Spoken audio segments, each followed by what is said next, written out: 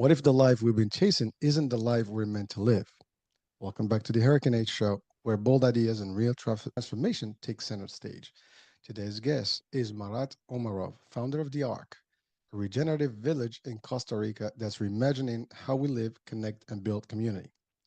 From leading major international projects like Expo 2017 Kazakhstan to walking away from conventional success in search of a deeper meaning, Marat's journey is one of reinvention, purpose, and vision. Today, he's building more than homes. He's building a living system designed around connection, sustainability, shared prosperity, and human potential. Marat, welcome to the show, man.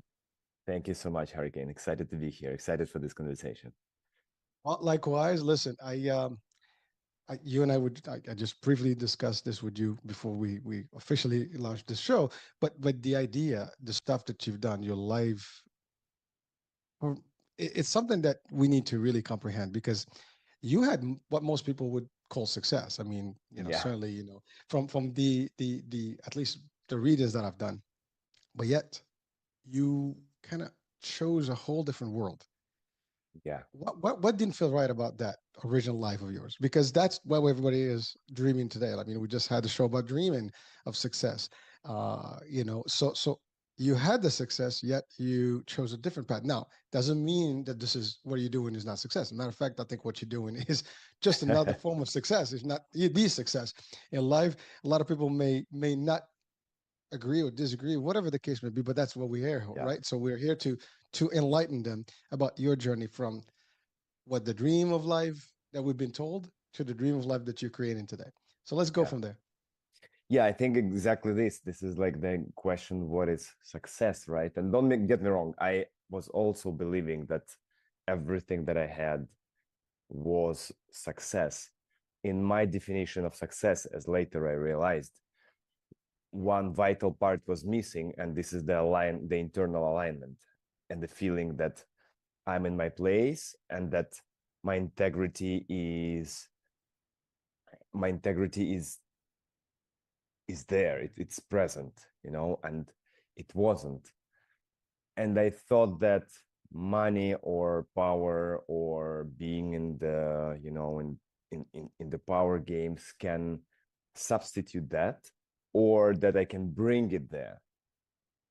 And that was a mistake.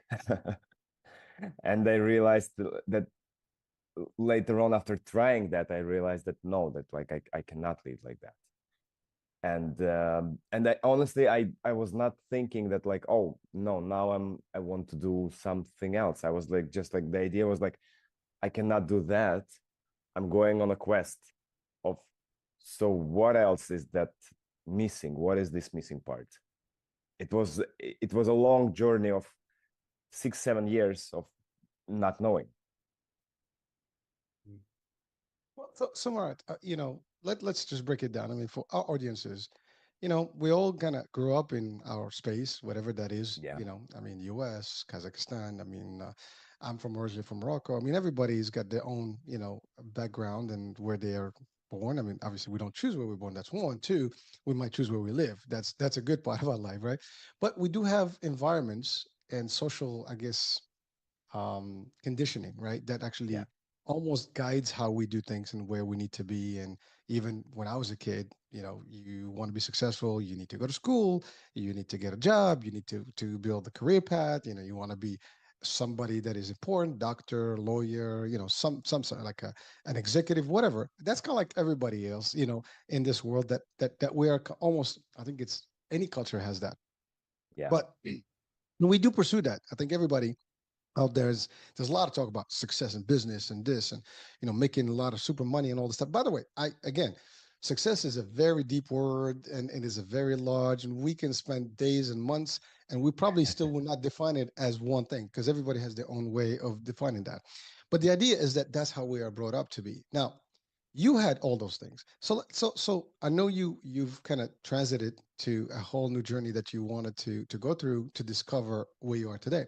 But like, was there a moment where you really like, no, this is not for me? I don't want to subscribe to this formula. I want to go. And by the way, I can agree with you because I've moved a couple of times in my life, and towards what I would call my dreams, right? And they yeah, may be different in a way. Everybody has a different, I guess, aspiration or vision of how they want to live. But I think the core of it is all the same. We all want the fulfillment. We want to have some sort of a legacy, whatever it is, whatever that might be for someone that's watching and listening right now. But you had that moment where like, aha, Eureka, this is not for me. This life is probably cool, but I'd like a cooler place and a better place and a better path. And you took that. Now, a question that comes to mind: was there a spiritual aspect of things that drove you? Was there just a curiosity thing that got you? Was there an interest in just shifting to a different, more subtropical, I would say, environment? What were some of the reasons that got you like, I got to walk away from all this and start me and finding my whole new purpose in life? Which, by the way, we're gonna deep dive into that, and there's a lot of stuff that you do. So let's go. I mean, that's a deep question. Let's just Yeah. dissect that as much as we I can. believe there was like an internal voice that was always present and that was not allowing me to stay. And there was not like a single moment. There was like, walking one day in the morning, I was just like, that's not for me. No. No, it was just like an internal voice that like, hey, something is missing. There can be something which is going to be so fulfilling. And like there is a funny thing in the definition of success, and I 100% agree that we can be philosophizing about it for as long as possible. But I believe many people now put success in the same category is the financial wealth. People think that if money are there, that this is it, and right, this is like what capitalism is, like this American dream, right? Like, and there are so many things that were kind of brainwashed us, and I was there, and that was also the idea, and I still believe that money is the big part of success. If you're not financially successful and then everything else is great, you're still going to be feeling that you're missing something, and it's fairly so. But at the same time, when money are the only thing that are there, or maybe sometimes people like money, and then like another thing after money comes the power, right? And this is like when people start, and this is the traditional ego journey, right? Like when people with money go to politics because they're like, that's the very traditional masculine game, when you're like, okay, that's where people feel that like I have money and power, and that's when the success. And for many people, honestly speaking, it is, and then I believe this is like this just the upbringing and the system how it raised us. It's just like everything is very wrong with that. um, and I believe some people, and I want to put myself into category of those people, they just have this internal voice that something is missing, and money and power cannot substitute the thing that is missing. And that's where I was. And there was no eureka moment, there was no aha moment, there was a moment just, or not a moment, there was just a subtle understanding growing that I have to go on a certain quest and to find something that is missing, and I want to do something that truly going to nourish my soul, and the rest is going to come. So there was this kind of trust.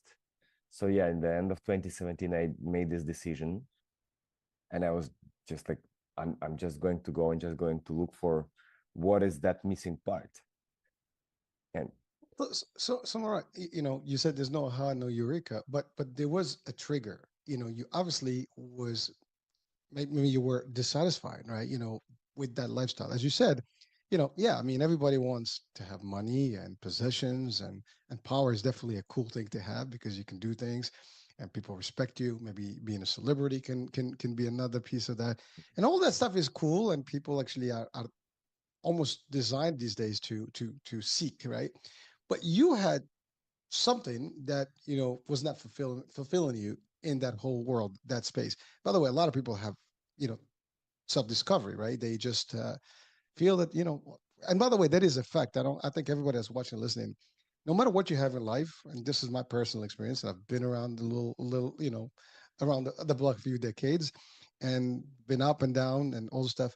And at your peak time, even when you have everything that you think that you want, it doesn't really fulfill. I mean, it's yes, it's cool. You can make things happen. You can do things. Maybe you can travel more. You can have more positions. But is it really making you happy. See, it doesn't bring you happiness. There are things that no matter what you have in this world, as a matter of fact, no matter what you have in positions, once you have them, they're just positions. They're just like Yeah. accessories. By the way, someone can say, "Well, Hurricane, I think you're nuts because I would love to have my yacht and this and that." No, by the way, I don't have a yacht, but just to clarify that. But the idea is like, would I want one? Maybe, but I know for a fact if I did have one, it will just become a boring thing, and you're just gonna like, what's the next toy I'm gonna have? And I think we see that people have multiple collections of things and they don't even spend time on them. I mean, here's something I've always used as a funny analogy, but you know, how much space do we take in a bed or in a room? Yeah. Anyway, I don't care. You can be living in a palace, in a castle. I don't care what kind of room you have, with gold trimmings and whatever tech you have. Uh, but you're only going to take one little, I don't know, a foot and a half, maybe 2 feet wide, and whatever your height is, and that's the space. Even if you roll down, you might roll, left or right once. So it's not a lot of space. We even like this is something true. You have a big house, right? How much space do you really occupy at all times in that space, right? This is just a simple thing, but sometimes when you start thinking at this level, you're like, whoa, you know, true. Now, this, by the way, I'm not against capitalism or making money, whatever. To each his own. If that's what fulfills anyone, go for it, baby. Success is part of that. Great. I do believe in living your dream. I've lived that dream first. I had the American dream. I wanted the success that was taught, which is get the ladder, of corporate and climb it and make it happen, and I did. At least in my scale, I think I did. And then that wasn't it. It's still never it. I mean, yes. Now I am living a different dream. It's a different path that I chose, which is building this media company, which brings in resources and information. It's more of a, intellectual enlightenment, educational piece of information that we bring in with experts. So that's my new dream, if you want to call Yeah. it that way. But you're right. Like everything that we have, sometimes you have to start wondering. I think the question is, do people sit with themselves and ask the question, all right, well, I'm having all this. What does that mean to me? Is that fulfilling? Is you can have all that, not have health, and sometimes you beg for health and you won't have it, even if you had the money in the world. And so those are things. So your condition was like, okay, not fulfilled. I got to do this on my own. I got to find my way, and you did. Now here's a question: Why Costa Rica? That I was mean, the world is big. yeah, that was not a sudden jump, from Kazakhstan to Costa Rica. I went from Kazakhstan actually to LA. Like I was believing to that I always wanted to act since I was a child, to write Okay. and to act. And I was like, you know what?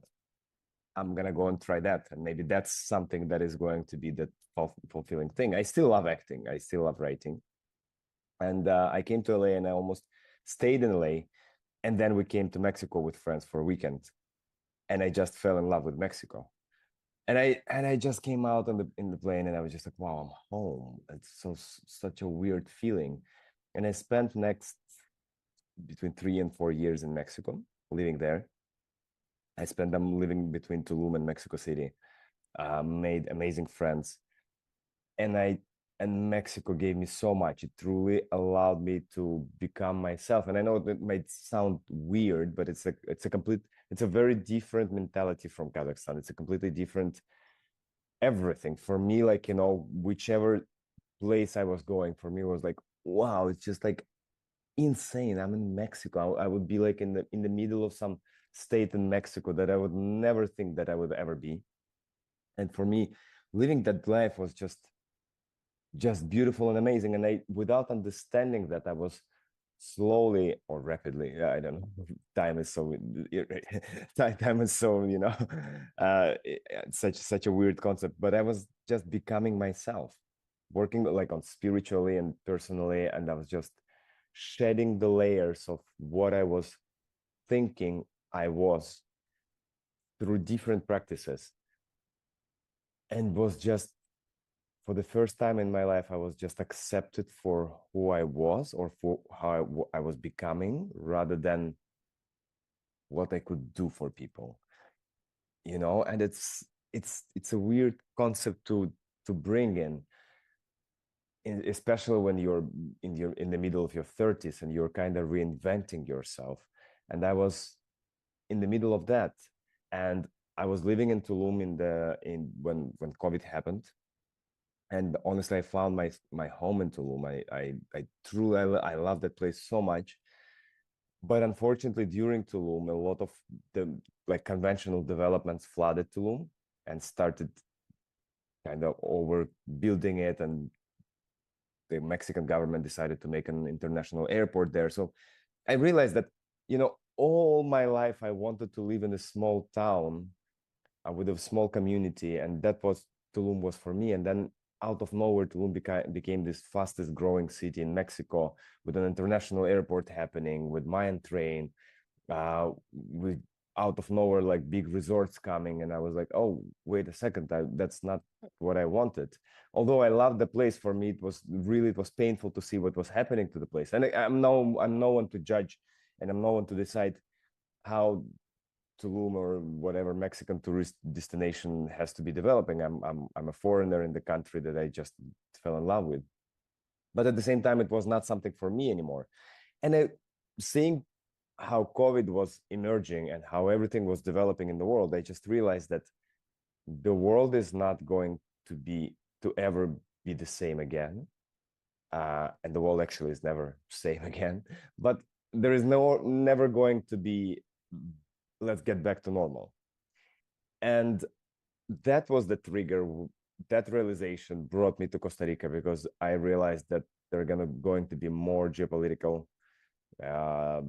whatever disturbances, whatever we want to call them. And I realized that the moment that whenever I will want to have kids, I thought that there is no place where I want to raise them. I don't want to raise them as Mowgli's. I don't want to raise them in the States. I don't want to raise them in a random place. I want to create an environment which will allow them to grow, not to go through like all the layers of like the path that I went to finally become me in my almost 40s. I wanted them to grow in a safe environment where they would realize themselves as part of this universe, as part of this world, as the physical representation of this universe, and to absorb the food that is going to be grown on that land where they're going to grow on, to have an environment and friends and people who are going to carry the same or similar worldview, where no conditioning is going to be transferred to them or programming, and they will be able to grow in their unique essence and get this lens through which they're going to look at the world, understanding themselves as part of the whole rather than owners of the whole, and where they will absorb the idea of the success. If we're coming back to this same success, that they will understand that success is something complete rather than power or money or fame, where they would understand that success is just being a responsible adult that is bringing a better and more beautiful world that's possible through their actions, and that they're contributing to this larger, more beautiful world rather than just making themselves more rich. And I realized that this place was not existing, and understanding a little bit about geopolitics because of my upbringing and university and the story of me growing up, I realized that the country without natural resources, which is Costa Rica, the country in the middle of nowhere, which is Costa Rica, we're in the center between two Americas, as far as possible from any big geopolitical movements, and the country that actually reversed deforestation, and it's just everything that they do is the representation of regeneration. I thought that's going to be the country for a perfect place for me to create this kind of, I don't want to say utopia, because immediately people will like to put things into category, into boxes. The moment utopia comes into place, they're like, oh, whatever, like, let me turn this off. But it's going to be a perfect place for a model for the future human settlement for this post-urban era that is coming. So hold on, Marat. I mean, it's a That's a lot to unpack. No. it's a lot, bro. Well, first of all, I'm just admiring the vision that you had. And by the way, what you did is pretty, I guess, consistent with a lot of folks that have made a difference in the world, anytime in history, which is, I mean, you discovered yourself, you went into a path to discover yourself after you realized that the life you had originally was not it. You made the transition, so you came to the States.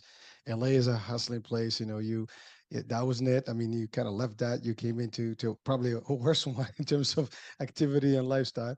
Then you said, okay, let me go to this cute little place, Mexico, and it's a nice little start, and then progress followed you, I guess.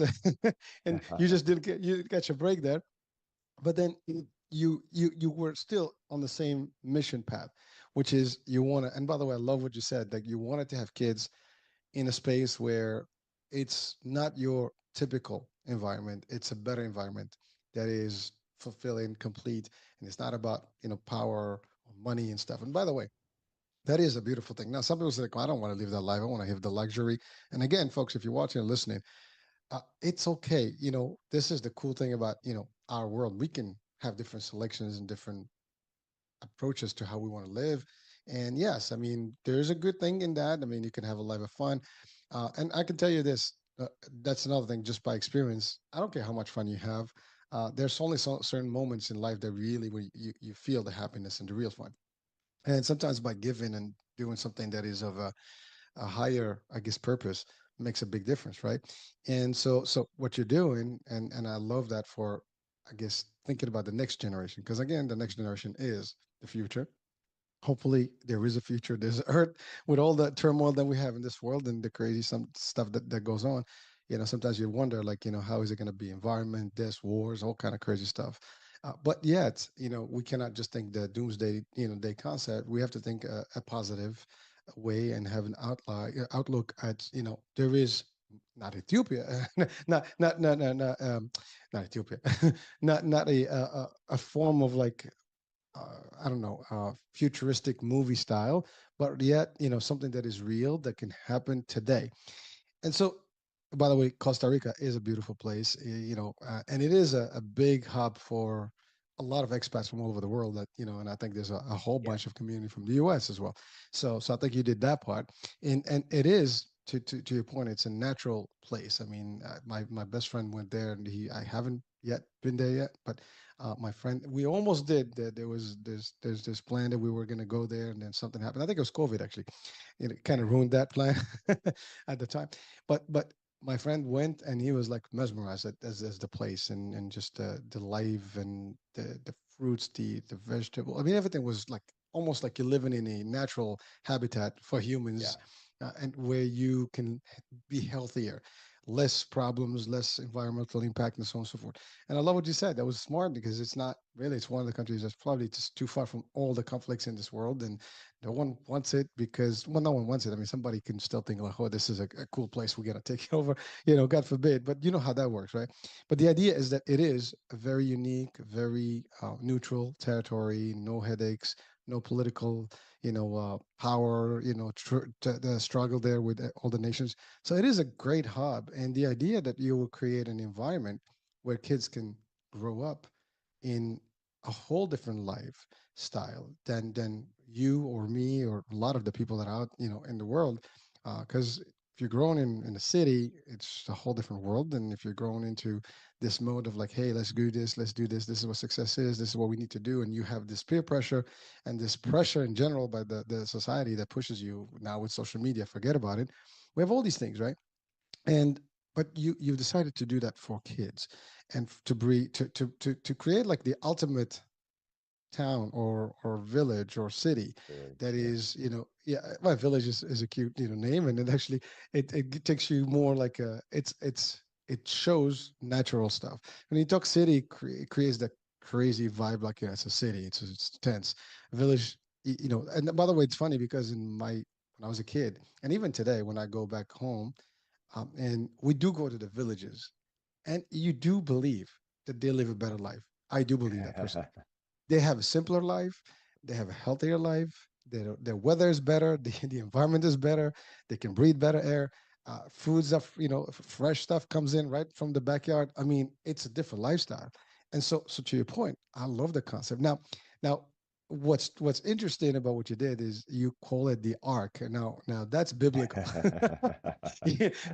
I mean, we do know there was one ark that is famous in all religion, history, and that is Noah's ark. And but the concept is you build this place where you save humanity in a way, and the environment and everything. That's what happened with the original arc. Now, was that the driver behind the name, or there is an actual acronym that's built in the arc? That's a good point. It was actually the idea was that in my, and I'm gonna go hurricane as like as esoteric and as crazy as possible because I love to challenge people's For it, baby. yeah. This is the place. Do it. This is the place. Yeah, I believe that we're living an inversion point when the civilization as we know it has collapsed with COVID. That was the pivoting point, and that from there on nothing is going to be the same. There was this hope, I believe, before COVID that kind of everything was steady growing. Yeah, there were conflicts, there were wars, there were like things going on, but there was just like this understanding that capitalism has made it from the perspective that yeah, there was like mental issues, there were loneliness, there were like whatsoever health issues, so many different things, but there was this point that economical progress is compensating all of that. And that was the only kind of joker that capitalism could cover, whichever card you put on the table. You're like, yeah, ecological collapse. Yeah, but we live better than ever again, and the people are like GDP is growing whatsoever. And COVID just kind of showed that everything just collapsed in the moment, right? It's just like it was so unpredictable that everybody started reacting so differently. And from that moment on, I believe nothing is ever going to be normal again, although the governments are trying to bring us back to normality. And now they actually did great job because people kind of forgot that it happened, and now there are like different agendas on the table. But if you look into the world, that's what was going on from 2020, nothing is ever normal, right? Like first of all, and there are good things. I mean, let's not label it like good or bad things, but there are the things which are allow us to live differently and the things that force us to live differently now. And things that allow us to live differently is, for example, remote work, right? Like what we're doing with you now would be very like it would be potentially possible before 2020, but honestly, right, like making podcasts, that was like you go to the studio, doing an office, like everything remote work. So for the first time in history, we as humans, we actually can choose where we live rather than where we're forced where to live. The last 2 centuries, industrial revolution pushed us into the cities, right? So we kind of came there because and I love that you're stating this, like whenever you go to the village, you're like, these folks live a better life, right? But at the same time, you're like, will I move to the village? You're like, and hell no, like what am I gonna do there? Like, and because it's kind of unattractive to a city brain, to a city mind, to a city environment, right? Like you're like, there is nothing to do. All this is kind of sketchy. Like, yeah, they kind of look at a better life, but like, oh, village people, let me go back to my condo in wherever, and stuck in the traffic jam, and breathe bad air and like eat shitty food, but I have culture and whatsoever. And then you come to the village, you're like, yeah, simple people. So like, how about if we now can choose where we live, and imagine like if you maintain everything, that all the positive things that the village has, but you make it modern, so it's actually becoming cool, and we create this new cool, this new village cool. So like you keep living great, you raising kids great, you have art and culture, you can actually work wherever you want to work, because the oh my god, the word has left from me. The remote work became normal, so you actually can live in an environment that you like, by having everything that you love from the city, having all the international connections. Because when I love these conversations with New Yorkers. They're like, why do you live in New York? And they're like, all world comes to New York. I'm like, okay, all world comes to Costa Rica. There you go. You can live in Costa Rica or like whichever beach destination. And actually now all tech entrepreneurs, you would be surprised, Santa Teresa has, I think, the most amount of tech entrepreneurs which are moving to Santa Teresa and making it their home. And they're not tech entrepreneurs that are like coders that go to live to Bali. They're like founders of big companies, of like whatever you name it. Or most of them, they have property here now, because they understand this move before the mainstream understands it.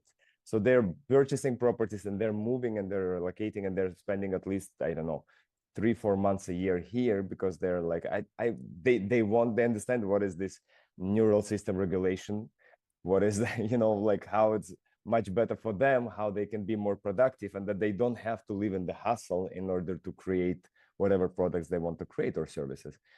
So that was the moment and movement where what the arc represents. And definitely, yes, it has the connection to the biblical arc. If you think about the arc of during the Bible times, whatever it was it a real or fictional thing? Maybe it was the same time, because like if we think about Bible, it's just like looking at it very very literal might not be the thing. Looking back at the biblical times, maybe that's just like, okay, maybe there was a flood, maybe there was a vessel, maybe it's a metaphor for something, that some civilization has collapsed and some has started, and there was an inversion point, and some bridge was necessary, which was the ark that helped to bring from all the best from the past to the new world, because the old world was distracted, had to be distracted because humans kind of destroyed it. So there was somebody who had to bring everything, the best, all the best practices to that vessel, and to carry that vessel to the new civilization. And let's start from scratch. Let's start from blank new page. And we brought all the seeds, all the animals, and whatsoever. So if we think about that civilization at that time, we kind of have to okay, yeah, we had to bring nature. But if you think about the modern arc, the concept of the modern arc, what would you bring? What would you put into this vessel? And what would you bring to this new civilization that we all collectively, whomever is going to be building, including people who are populating that arc? And you would definitely, of course, take the seeds, right? You would do the same. You would bring animals, you would bring seeds, you would bring nature, let's say so, right? Because that's what it represents. But aside of that, the humanity has done so many good things now, right? So you would actually bring different educational model, right? You still want to bring education, but you want to bring everything that we actually did well. You would bring conscious technology. Would you bring art? You would say yeah, of course I would bring art. I would bring everything that we learned about it. Would you bring the ways to preserve the quality of sound, the analog music recording? You would be yeah, of course, why not, right? And there are so many things like this. You would be hey, would we bring practices that unite us as humanity and bring joy? And would we bring music and culture? And you'd be yeah, the music that brings beautiful emotions and that unite us as a humanity rather than separate us. That the music is not that promotes whatsoever. Let's not go. Yeah, there's a whole different world of that. we know that music. Let's not mention it. But the music that actually brings us in togetherness, right? And elevate the spirit. I don't want to use I realize that the more esoteric words we use, the more the people audience falls down. But so I want to maintain it as much as possible for understandable for people in this kind of flat terms. And that's where so if we think about this esoteric arc or this kind of fictional the arc, that not that arc, not that land, but that vessel that brings the best practices to the new civilization, that's what we're practically we're doing. So I'm listening to you. It's amazing because you touch on a lot of things. One being creating this new world, right? I mean, in a way, a new form of life. And it's funny because talking about art, and I went to the movie 2012. I don't know if you've seen that movie, Yes. where they literally did exactly that. They created these arcs and they collected, all the arts from the different, museums and all the animals. They almost did the same thing because it was doomsday, and everything was going to be under the flood, and it was almost like a prediction of this major event that's going to take place, and the world is never going to be the same. And actually, it did shift and all that. But the concept is, even though that's a movie, you see that repeated in a lot of movies for space. The Earth is just about to not be livable. We gotta, ship out. We have this massive, I guess, ships to go to space. I mean, I love sci-fi, and sometimes it's sci-fi, yes, but it's really deep dive, meanings within that. When you start looking and stuff.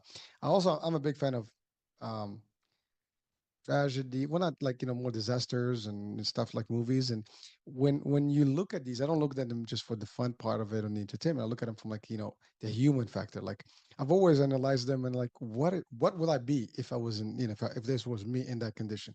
Will I be this one or the other one? Will I be the one that's making trouble, the one that's going to lead, and make a difference? Will I be the one that's fighting for food? And really, it keeps me going, like, I'm thinking. And by the way, you said something very powerful and true. One is that after COVID, it's like I call it the bleep. It's literally feels like the bleep in the Avengers, where we have a whole new start, Yes. live. Everything is like new, and sometimes it does feel like it's not the same life that we had before. Whatever that is. Now, I do have a whole philosophy about, like, this is a reality that we live, and every day you wake up, it's a new reality, and yours and mine kind of converge within that day, and we all kind of go back to sleep, and the next day we survive again, a new day. But the realities keep shifting, and the momentums are changing.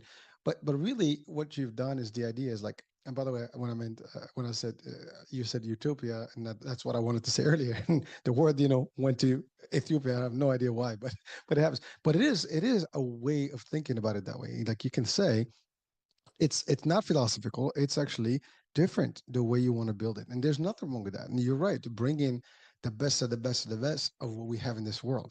Because, yeah, I mean, listen, there's music, is music, right? People can accept it in the way it is today, and they might think that, all right, well, there's all kinds of types of music that may be acceptable, not acceptable, whatever it is, because people like it. It's beat and stuff. But you're at this classical music. There's folk music. There's all kind of stuff that is very beautiful. Art is that's the other one. I mean, not everybody loves art, but what is art? There's a lot of art. There are different things, right? And so you bringing the best of humanity, putting them in one place, and almost like salvaging, the humanity factor, and creating this new place where people can look forward to actually being at.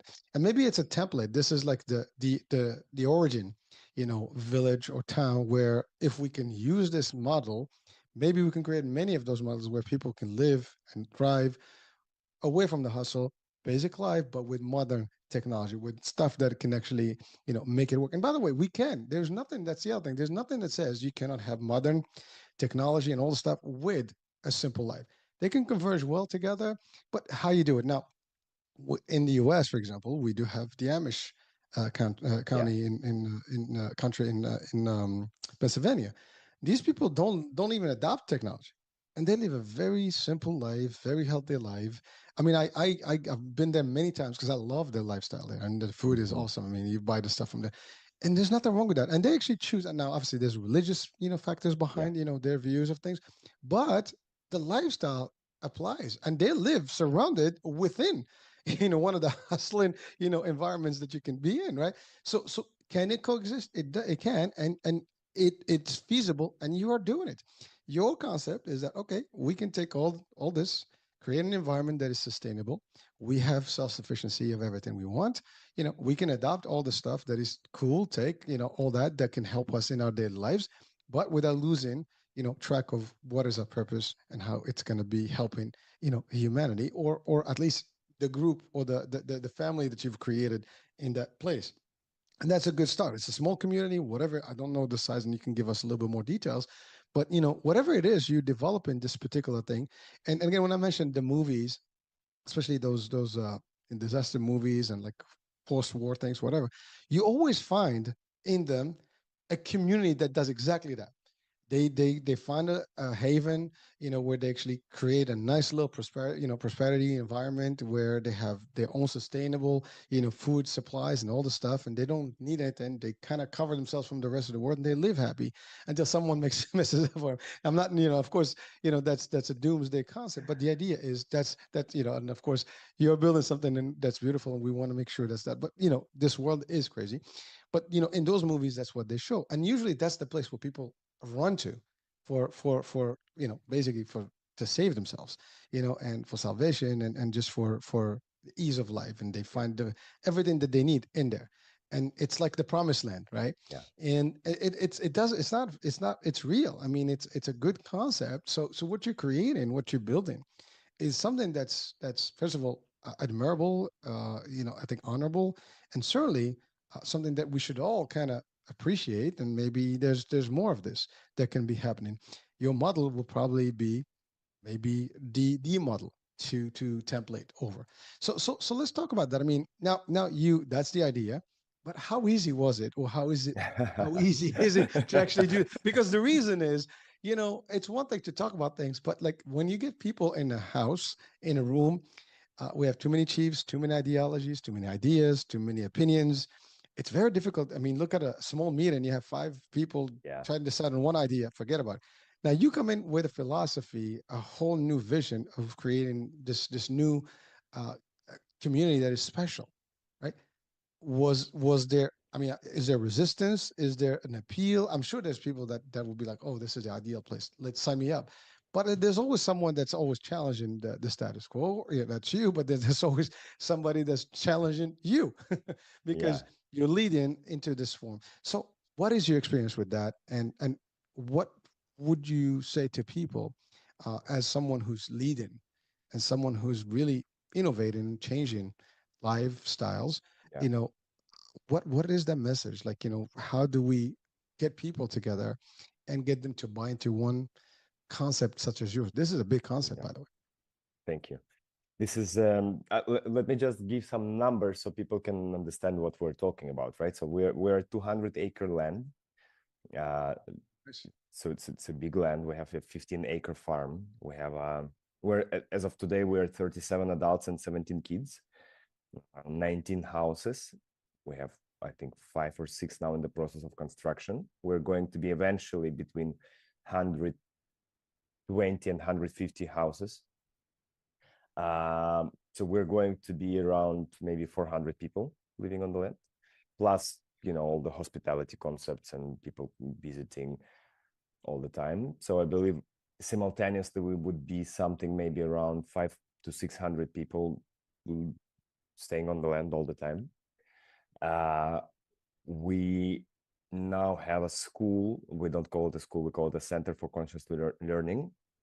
It is open for everyone, and it's so important to say. And I love that you said it yourself. Many things that we're doing, you are already anticipating, and I'm like, oh wow, that's great, because that's exactly what we're doing. We are looking at the Arc as a blueprint for future projects, and that's why I called it the future of human settlements, because we believe that, again, if there was cities have appeared because people had to go to cities, right? There was their decision, but there was the forced decision that I live somewhere now, there is no job, and that's I'm moving towards the city because I'm looking for a better life.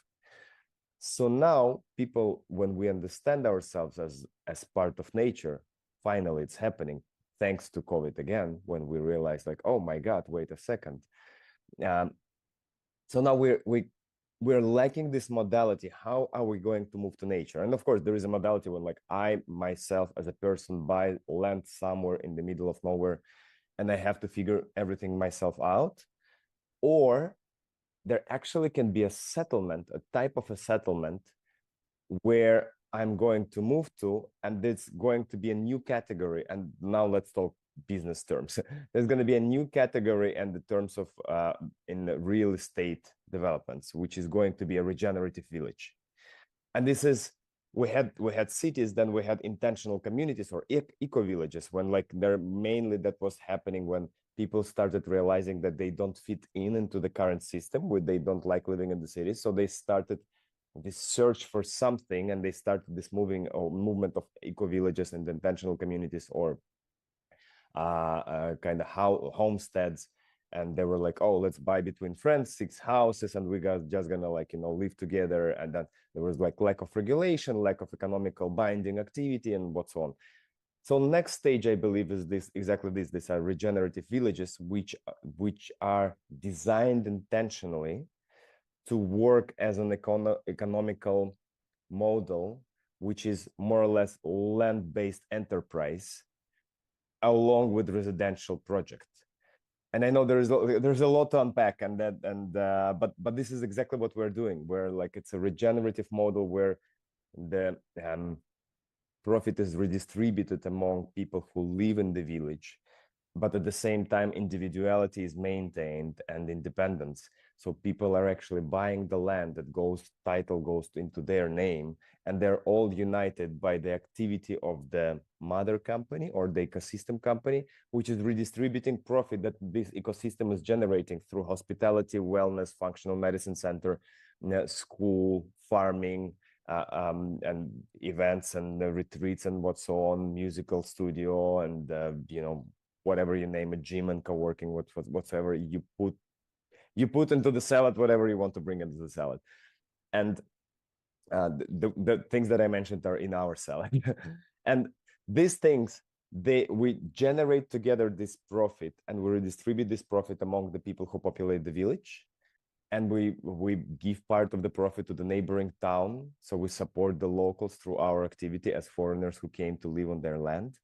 We give part of the profit, obviously, to the team that is making it happen. And it's all regulated through as a business. It's a business, essentially. It's not just a random village that nothing is regulated. But at the same time, people live their normal life. People live and do remote work. People, if they want to join and help to the ecosystem, they join the ecosystem stuff, and they're helping to the ecosystem. But pretty much, if you just want to buy land and just live your life, you're just buying land and you're living your life. Nobody has to sit and into the drum circle every day, and and you will, if you didn't come, now you're expelled from the community. It's not a cult, it's not a commune. And that's where I was saying, this is regenerative villages, these are the cities, and that's where because intentional communities, they very often, we heard about that, this craziness, and people, when they hear oh, commune, no, never again. I've seen the movies, how things appeared, how things can happen. So I believe this is where it's going, and that's how it's kind of growing and developing. So we are this kind of blueprint, and that's one of our business activities also, to help other projects in the world to set up their individual and unique regenerative village. And we're doing it already with several projects in the world, and this is how we are growing. We're not planning to make other arcs in the world, because we believe that infinite growth on finite planet is just impossible. But at the same time, qualitative growth is possible. We got our land. We are out of 200 acres. I believe around 140 acres were deforested in 1966. It was deforested. This jungle was deforested to create a cattle range. So for 60 years, it was a cattle range.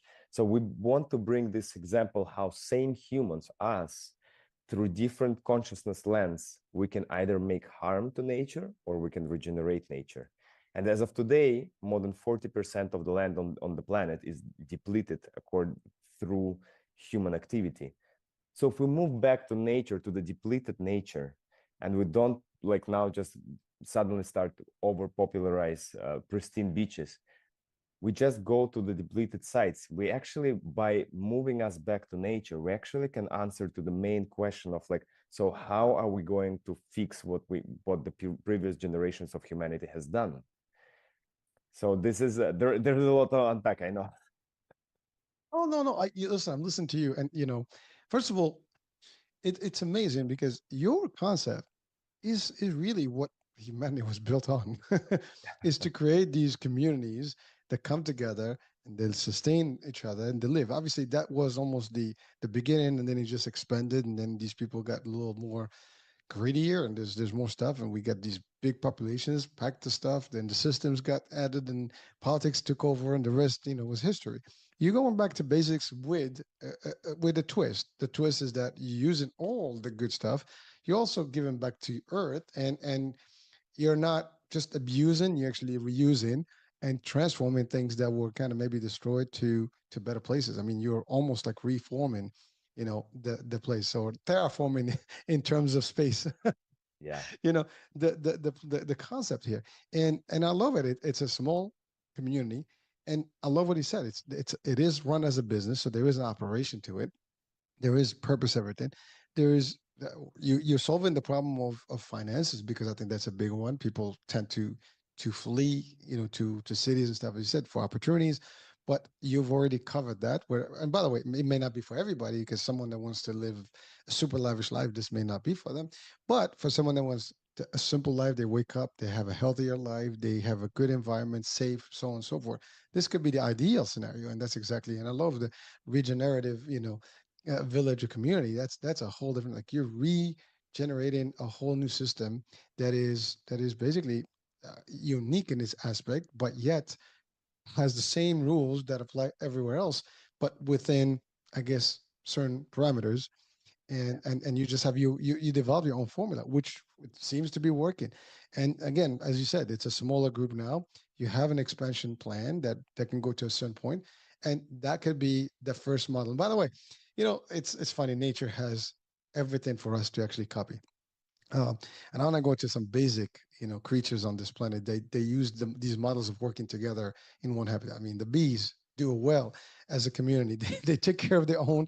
They have their own world. They do stuff, and humans, they do the opposite of everything. We destroy. We just pillage. We're crazy. I mean, as I think we're one of the species that actually hurts everything. I think we're doing a good job. It's just amazing. However, within us as a humanity, I think there are people that are conscious of finally waking. I mean, that you hear today more than ever about the awakening. There are a lot of people out there, especially after post-COVID. There's a lot of people that are adopting this new doctrine of the awakening. It's a whole new world. And by the way, there's two options. There's the whole new world, which is a whole different concept of uniting this world under one arm, into political stuff, and that's one. And then there's the one where it's the awakening to live a better life, to save this earth, and just become more of a sustainable place to live. Because to your point, uh, when you, for example, you think about Elon Musk, right? You're thinking about going to Mars. There's a reason, a lot of this discussion about going to Mars and other planets is because we think that we're gonna just lose this Earth. We need to find a place to actually repopulate. And your concept is really exactly that. You're just repopulating within the Earth, areas, and kind of showing a system that's gonna work, that we can apply. God forbid, I mean, war, right? It's happening all over us, right? Sometimes it's very destructive, and we don't know what day, what crazy, thing can happen. And sometimes we have these doomsday discussions about nuclear war and blah blah blah. That could be devastating a lot, but the people that will survive it are the people that can sustain in a small, I guess, environment just like yours, and it could thrive. I mean, obviously, providing the atmosphere and everything doesn't go nuts, and that's based on the science behind these things. Now, I mean, that's doomsday discussion, but it is still, is it possible? There's always that possibility of crazy, right? Once we Yeah. have these things on Earth, I mean, a mistake can be devastating. I mean, we know about Chernobyl, we know about other cases where we had these nuclear problems, and they're destructive. So without going to that end, I mean, we're talking about a beautiful thing, but as long as we're talking about this, we have to also look at what is against it, right? What's available that can actually be completely, like, the anti-force of all this. However, you've already kind of prepared a whole environment. The selection of the location is great. You, to your point, is far out from all the nonsense and where things can happen. It's a beautiful place because you got rain, you got all kind of stuff there going on. And you're right, it's a beautiful place to create, the environment where you have a whole new generation of people that can be raised, I would say, the proper way.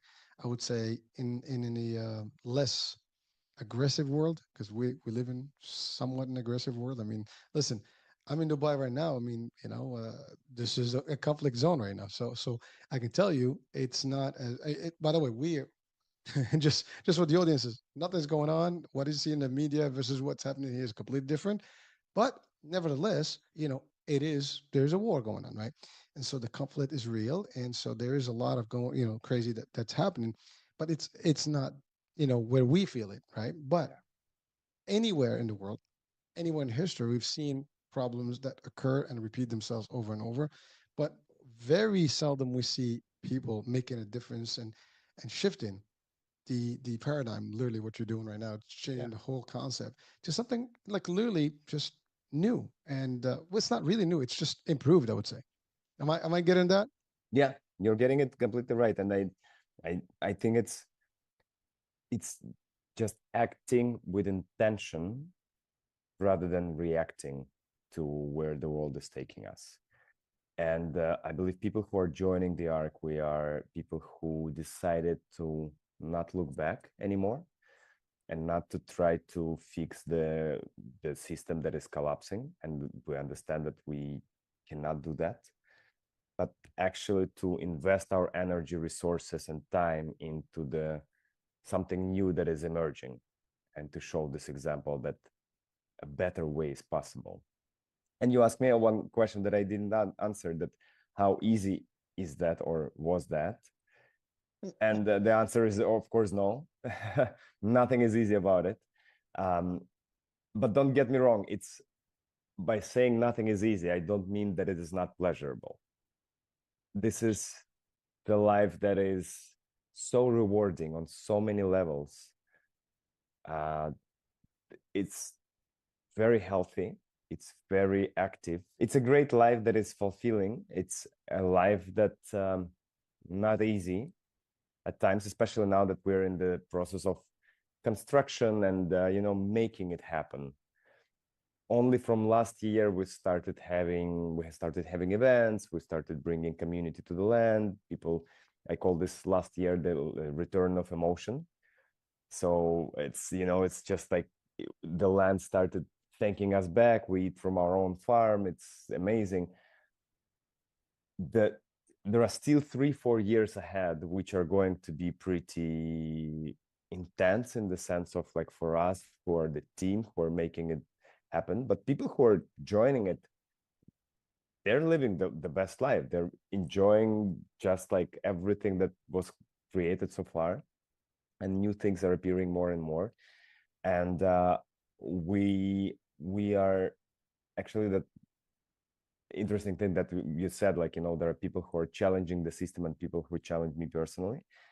And this is it's also like, what is the governance system that we're taking forward, right? Like, we now see the governance systems in the countries and we realize that almost none of them work in a sense. And maybe the truth is that governing in general is not possible because people don't want to be governed.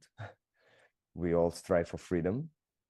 And at the same time, maybe the people don't have to be governed. What has to be governed is the system, that operating model of this business entity, where people can have as much freedom as they want. And for the next 3 years, we're founder-led enterprise. So I'm governing it. And we're transitioning towards stewards-led. Stewards are the people who are purchasing properties at the Ark and who populate the Ark.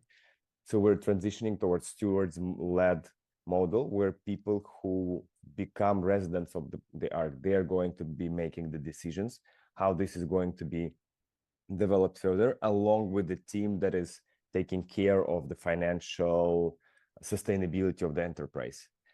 So this is something, and there are some important things, for example, that people can serve. There is going to be a steward board that is going to serve for 2 years. Every person, like every half year, like a new person is going to be reinjected. We eliminate voting, so people don't vote for who is going to serve on the board, but people are going to be randomly chosen from the amount of people who express a desire to serve. So therefore, we'll leave a lot of the chance to the universe, to the chance rather than by creating politics and and alliances and people choosing. But of like, if hurricane decides to serve, you just say, and we just pull a name, and maybe we didn't pull your name from the hat, and maybe your name's gonna be pulled out of the hat in half a year when we're gonna go to the next stage. And this is something that is, there are so many little things which we have to think about in order to make this intentional and distinct from what exists. Eliminating all the issues that are existing around the political world. Exactly. That's what, Exactly. because by the way, again, I'm gonna go to joke to the movies, but that's what you see in those movies, like where these people wind up in a separate planet, and then you have these divisions and factions that Same belong, problems. because it's all about power, right? Who's Yeah. running, who's making a decision. Everybody becomes, there's always someone that challenges. You mentioned something of challenging. It is very typical human. I mean, you make a decision. Well, why, Marat? Why do you want to do that? Why you? Why? I mean, you're the founder. Obviously, it was the idea, but there's someone will still actually come and challenge your own idea. Because no, well, we should do it this way and the other way. Because again, opinions are something that we have, and you have all these alpha egos that happen with humans. But a lot of the concept that you're eliminating a lot of that, because the way you do when you're given a rotation span, anyone that's willing to be part of it, they'll be part of it. They just have to get into the hat, and then they're not selected here. That person is gone. The next pool is there, and they get a chance again to be part of the system, and so on and so forth. Now, here's my question though. I know it's a limited of people in the arc that you will have over the span of it, and at least as it builds and finalizes. Now, what is there selection criteria? Let's say, and let's say you meet your quota of all the arc, eligibles. What happens to people that still want to be there? I mean, does that trigger a secondary arc somewhere else and another, like you multiply the units now in different places? I mean, again, just curiosity. Someone watching right now is probably going to be like, all right, well, you guys cool, you got 400 people, then what happens to the rest of people that want to be part of this new system, right? So what do you say to that? I believe that there are so many people who want to transition to the life like this. We don't want to create multiple arcs in the world, but we are definitely going to be helping to people to create similar systems.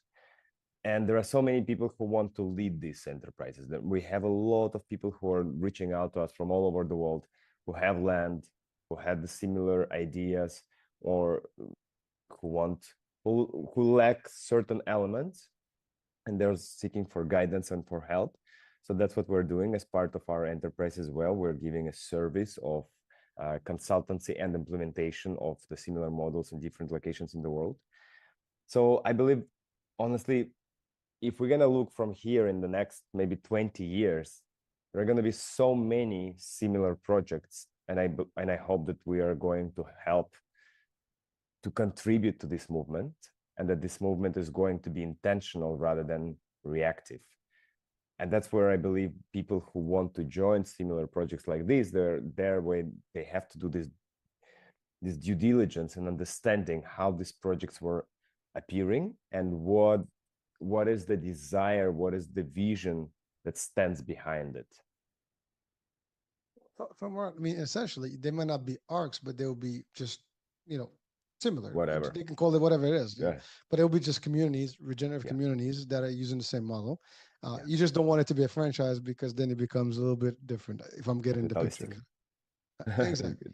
So you keep Yeah. in everybody with their own identity. They get to call it whatever they get, but they use the same, because if it works for you, it should be duplicated Working easily, for right? exactly. As long as they can adopt the same system. It's like, again, I mentioned franchise because that's really what it is. You create a model that works, and everybody else kind of use it, and it's kind of like, just cookie cutter, do it, and it works, and it's sustainable, right? So in a way, you create a franchise community without having the franchise to it. It's just your identity is yours. This is your community. It's like the I guess the model, the number one. Like when you go to development, right? You have always the model house that looks always the best, and that's where like Yeah. all the stuff was. People see it.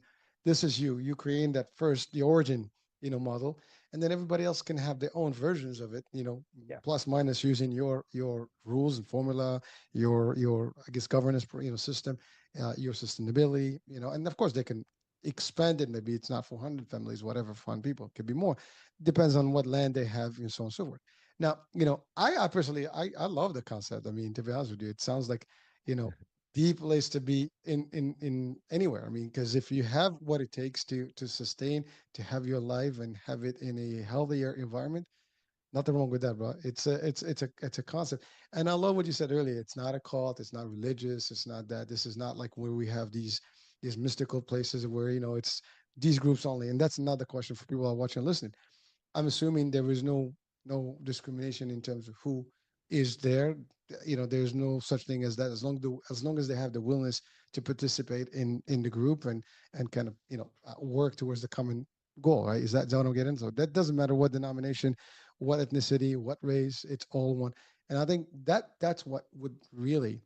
Well, that's I think what's going to make it the ideal environment Yeah, because what we do know in all the world and all the cities, there's a lot of the other stuff.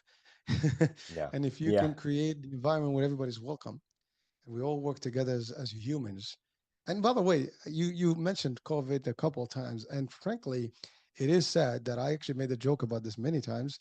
um, Humans fight each other until we got a bug and they were all connected and became one against the common enemy. It's like the same joke when if you Common watch enemy. Independence Day, the movie, all of a sudden humanity comes together against one common enemy, and then we forget, our differences, our racial, debate and, cultural, whatever. It becomes one target. And here the target is let's build a better, community. Yeah. It's funny. One of the first jobs well, my first job that brought me to the US was working at Disney World. Now, Disney World, I was at Epcot. Epcot stands for Experimental Prototype Community of Tomorrow. Okay. so, I so, didn't know that. so, so you're creating a prototype community of tomorrow. It's like it's the same concept. So maybe the arc we have to figure out something for it. Wow, I But didn't know that. yeah, yeah. So really, that's because what it does, what it was, is that putting these pavilions, the technology in one place when people come in and kind of like almost live the future and the cultures in one place. And so that was the vision. And if you go to Epcot, you'll see there's a lot of tech that they built, before the tech is tech, we already have it there. I mean, at least we've had it, in the early 90s and 80s.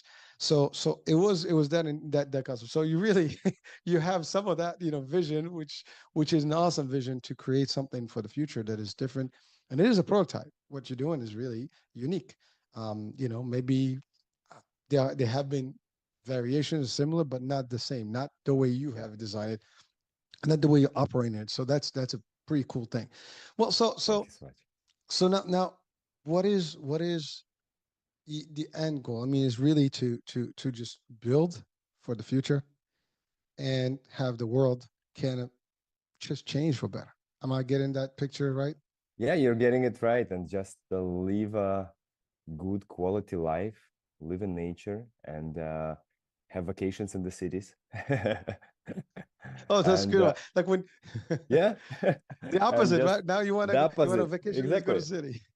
Yeah, like we're having vacations in the cities, the best time. Like I love coming to the cities. I'm like, wow, this is so much is happening. But like, my 90% of my time is in nature. And yeah, and just contribute with one personal life to more beautiful world that's possible. Well, I have to say, Marat, I think you're onto something. I think you're definitely a pioneer. You are changing the world in the concept. You will have a print in the history that you were one of the few that kind of got away from, I would say, the rat race and designed something that may be really how we should live, without harming each other, without harming the environment, and enjoying life and building better. And I think that's a very beautiful concept and a model. So kudos to you and your community there for making it happen. And I hope that this message and this show gets to a lot of people out there that may be tired of everything that's going on, and maybe they can start, really considering an approach such as this to make a difference. Now, and by the way, it's funny because even I do live in the cities, but I've always stayed away from the city. So like I'm really suburban. So I go to the city for work, whatever, but I live outside. I love my nature. I love my backyard. I love my greens. The little things that I can grow in the backyard, I will do them. And so I only go because I have no choice to do the business, but that's really it. So, and if, by the way, for me personally, my ideal scenario is to have a big, farm somewhere away from everything, where I have a little bit of all the independence there, that I can do my stuff there, and every now and then I can go and just check in on the world and come back. Now that's ideal for me, or ideology for now, but certainly it's part of my, I guess, vision to live personally. Now, obviously not a community like yours, but at least just me, isolating myself into this kind of life where it's a lot less congested and you know noisy, right? I think a lot of people would just enjoy that. I mean, there's nothing better than that. By the way, your backdrop is really nature. I got a It wall is. behind me, and we're looking at the mountains. We're looking at the greens. So it's a beautiful. I'm sure the weather is better there. I'm The sure weather the is the food amazing. the food quality is awesome. There's no snow. It's always nice, and I mean, I know you get a lot of rain, right? I mean, We got a lot of rain in September, October. It's like rain season, rainy season, which is oh, amazing as only well. only that time, and then the Yeah, rest is just yeah, normal. yeah. What's the temperature average? It's you thinking in Fahrenheit? No, I don't know Fahrenheit. So like it's Oh, 29 Celsius is Celsius fine. now. 29 20, Celsius now. 29. okay, Yeah, it's a I can. That's like in the 80s, 85, I think, or so, yeah, close enough. yeah, something like Yeah, that. so it's not bad. That's actually beautiful. Well, listen, I'm not envious, but I am envious. you know, you've made it for yourself. You took the journey, you found yourself, and I'm assuming you're much fulfilled now, and you're just giving that vibe to the world. So thank you for doing that. Anything you want to leave our audiences with before we end the show? No, I think that would be it, and I think it's just like an invitation to think about, to be conscious about how we live and what is the next stage, and how we raise our kids, and what world, and to look at the kids not at the like how they can be successful in the world, but how can they create a better world. And that's, I think, and then they're going to be the most successful people in the world. Mar, there was a slight cut there. If you don't mind, just Yeah, repeat yeah, that sure, message. sure.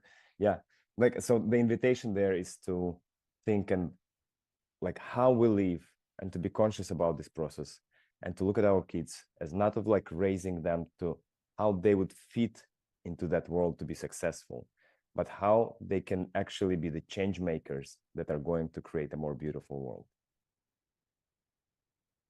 That's pretty powerful. And folks, I mean, if you're watching, listening to this, I mean, that could be a life changer for a lot of us if we can adopt this model here. So, listen, Marat, thank you so much for Thank you, an Harkin. interesting discussion, very deep, philosophical in a way. Um, it is utopia, I would say, because you are creating a world that is unique. And hopefully we'll have a lot more of that model around the world, and people can learn from that a lot, how we can get together as unity, no conflict, financially we can still make it happen, and also give back to our planet and not destroy it. So it is a beautiful, I guess, mission. That's what it is. I mean, you're on a mission, you have the vision to it, and you're building it. So thank you so much.